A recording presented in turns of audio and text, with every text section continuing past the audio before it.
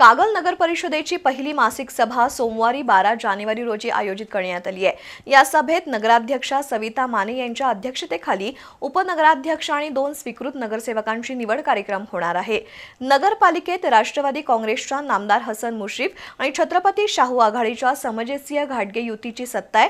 उपनगराध्यक्षपद शाहू आघाडीकडे राहणार आहे। कागल नगरपालिकेचं नवीन सभागृह आता अस्तित्वात आलं असून नगराध्यक्षा सविता माने यांच्यासह 23 नगरसेवकांनी नुकताच पदभार स्वीकारलाय। आता सोमवारी नगरपालिकेची पहिली मासिक सभा छत्रपती शिवाजी महाराज सभागृहात होतीये।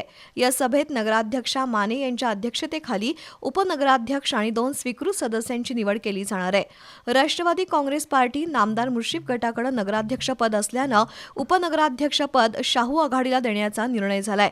यावेळी 2 स्वीकृत सदस्यांची निवड केली जाणार आहे। सोमवारी सकाळी 10 ते 12 दरम्यान उमेदवारी अर्ज दाखल, छाननी आणि निवड प्रक्रिया होणार आहे। या पदासाठी अनेक इच्छुक असले तरी पक्ष आणि गटाच्या धोरणाप्रमाणे दोन्ही गट उमेदवारांची नावं सोमवारी आपल्या कार्यकर्त्यांकडून लखोट्यातून पाठवणार आहेत। त्यानंतरच ही नावं स्पष्ट होणार आहेत।